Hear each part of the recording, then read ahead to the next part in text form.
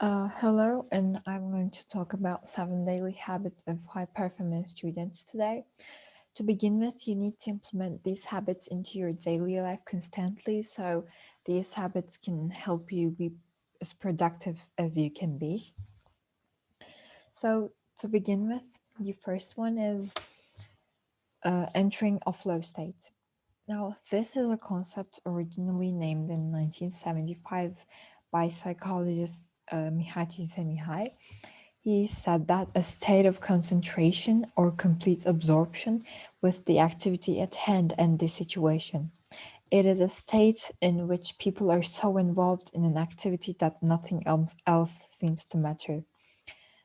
He describes flow state as being completely involved in an activity for its own sake. The ego falls away, time flies. Every action, movement, and thought follows initially from the previous one, like playing jazz. Your whole being is involved and you're using your skills to the utmost. When you're in the flow state, you're completely focused, you lose track of time, you feel happy, creative, and productive. Also, to enter a flow state, you need a quiet, steady place, no distractions like uh, your notifications coming here from your phone, and a clear desk that uh, can just distract you. Second one is a productive daily routine. So a productive daily routine is important because when you wake up, you need to know what you must do in a day. Uh, and it enables you to know exactly what task you need to do for that day. For example, at 6 a.m., you wake up, you don't have a productive morning routine maybe, and you say, I have a lesson in 1:30, so I can sleep a little bit more. But if you have a productive morning routine, you will wake up at 6 a.m. again and you will say, okay, I need to go to the gym, I need to do my breakfast, I need to take a shower and go to my lesson at 1:30 p.m. That's why it's important. In the morning, you will be more productive and it will motivate you being productive. The third one is learn from others. It's basically the idea of you're the average of the 5 person you spend the most time with, and show me your friends and I'll show you your future. If you're surrounded with average people, you will be average because you will think that it's the highest point that you can get. But if you're surrounded with successful people, you will think that I can be successful as they are, so you will work harder. And that's why it's important. The fourth one is practice gratitude. Tony Robbins is a successful American author. He practices gratitude every single morning as soon as he wakes up. He calls this priming, and the part of his priming process is to think of all the incredible things that are happening in his life that he's grateful for.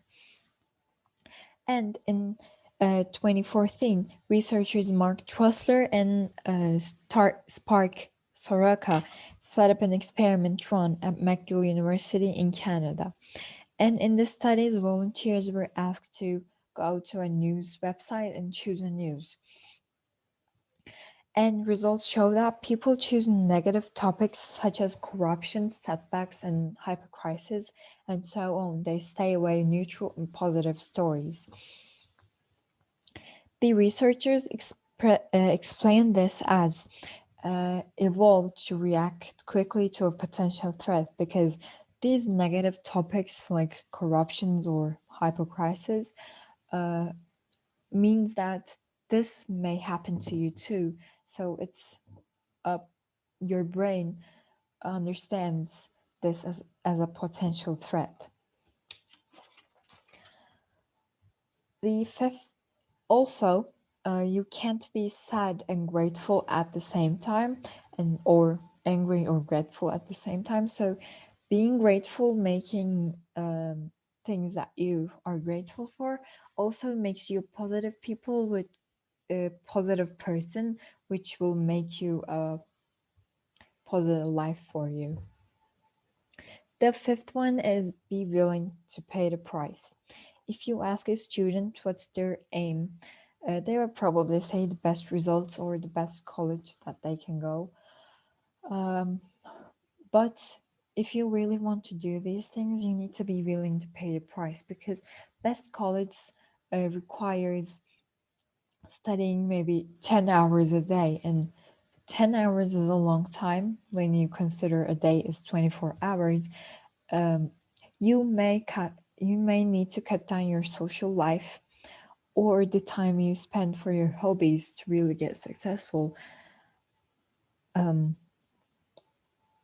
So be willing to pay the price. The sixth one is adopt the growth mindset. These students never stop learning, and they try to get better every single day. According to an author who spends 5 years researching about daily activities of 233 wealthy people and 108 poor people, the biggest difference that he realized was that 88% of wealthy people was at least giving their 30 minutes a day to read. Also, he realized that they were preferring non-fiction books instead of fiction ones, like biographies, histories, and self-help books. So likely these wealthy people, these students are hungry for knowledge, and it makes sense because more knowledge makes you better at making decisions. And the seventh one is know exactly what they want.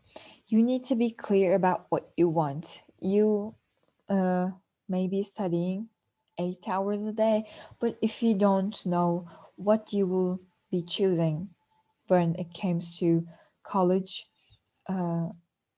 you may be studying for wrong things. Like if you want to be a lawyer, it doesn't make a lot of sense if you study for math 8 hours a day. So you need to know what exactly you want and go for it. Thank you.